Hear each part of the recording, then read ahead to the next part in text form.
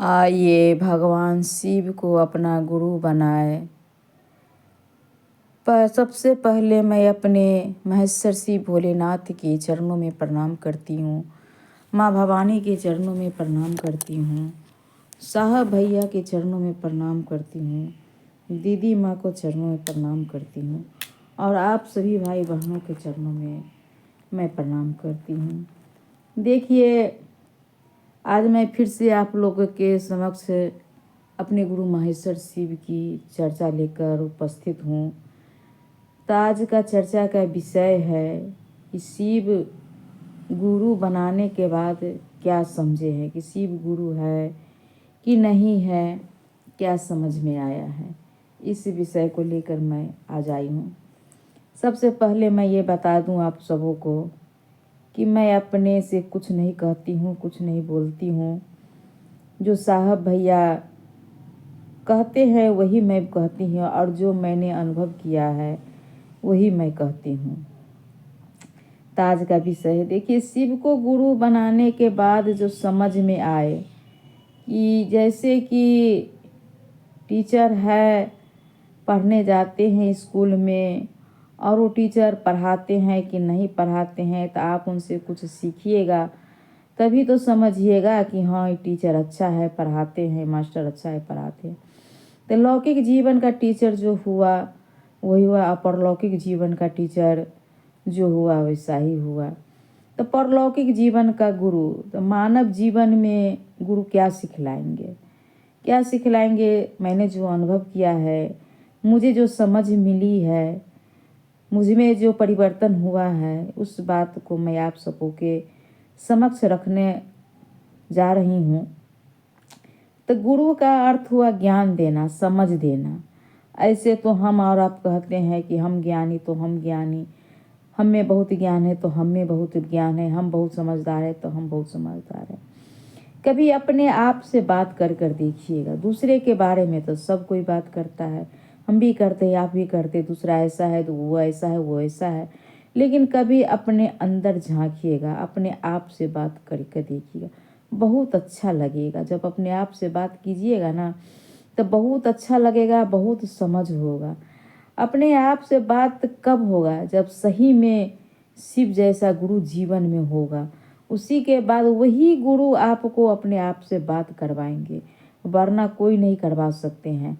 जब गुरु सही होगा, महादेव जैसा गुरु जीवन में आएंगे तो आपको अपने आप के से बात करवा देंगे। मैंने किया है अपने आप से बात। तो दूसरे में तो सब कुछ दिखता है, अपने आप में कुछ नहीं दिखता है। और जब गुरु हो जाएंगे तो अपने आप में दिखने लगा। ये माया मोह कचरा जो मन में भरा हुआ है, वो सब गुरु महादेव हटाते हैं। सब कुछ मन का कचरा जो है, भेदभाव, ईर्षा भावना, जलन भावना, ये सब महादेव गुरु हटाते हैं। ये कहिएगा, कोई भी व्यक्ति कहिएगा कि मेरे मन में ईर्षा नहीं है, मेरे मन में जलन नहीं है, मैं किसी को देखकर नहीं जलती हूँ, ऐसा हो ही नहीं सकता। हम ऐसा इसलिए कह रहे हैं कि मानव का ये प्रवृत्ति है, ऐसा स्वभाव मानव का प्रवृत्ति है। इसीलिए तो मानव को गुरु चाहिए।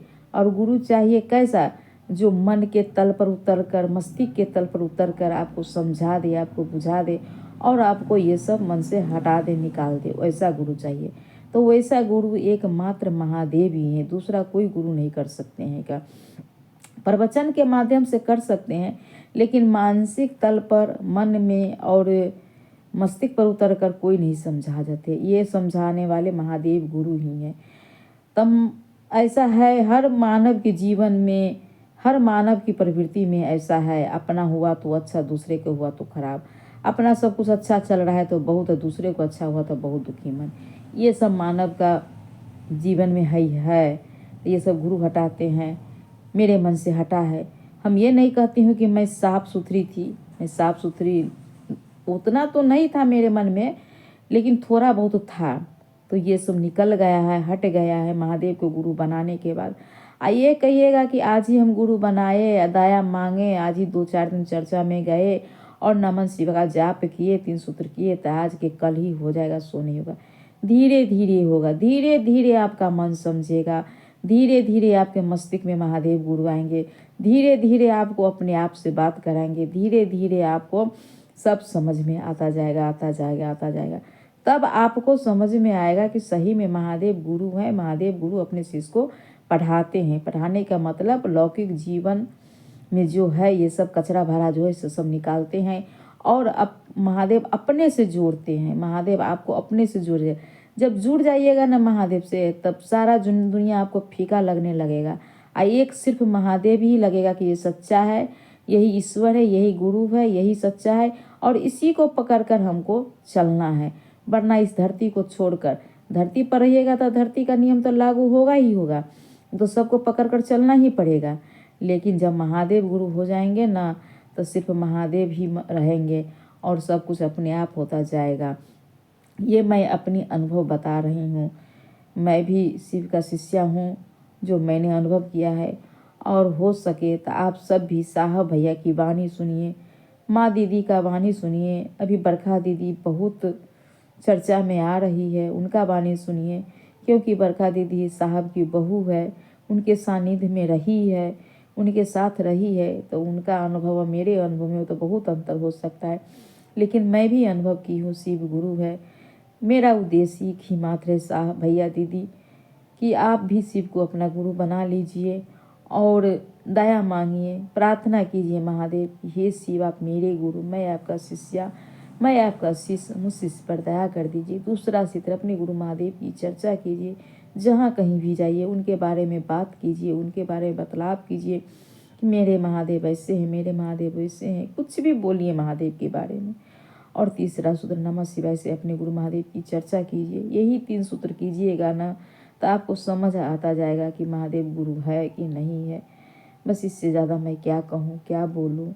मुझे तो बहुत सारा अनुभूति होती है, बहुत सारा अनुभव है, लेकिन महादेव को देखना, महादेव को समझना और महादेव को परखना बहुत कठिन है, बहुत कठिन है, बहुत कठिन है।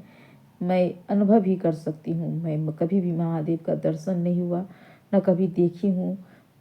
मेरी बात वो सुनते हैं कि ना सुनते हैं ये भी मुझे पता नहीं है, लेकिन मेरे मन में जो परिवर्तन हुआ है उससे मैं जानती हूँ, उससे मैं समझती हूँ कि वो गुरु है।